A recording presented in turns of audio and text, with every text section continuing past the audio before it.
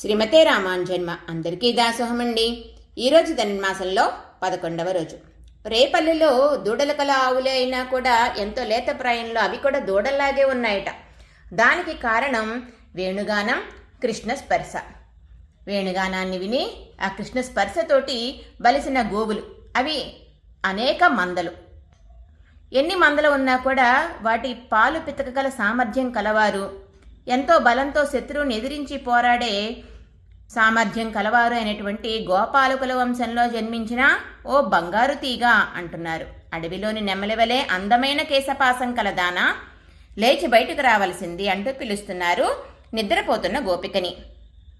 మేమందరం వచ్చి నీ ముంగిటికి చేరాము, నీ నిద్రకు అర్థం ఏంటో తెలుపు అంటున్నారు.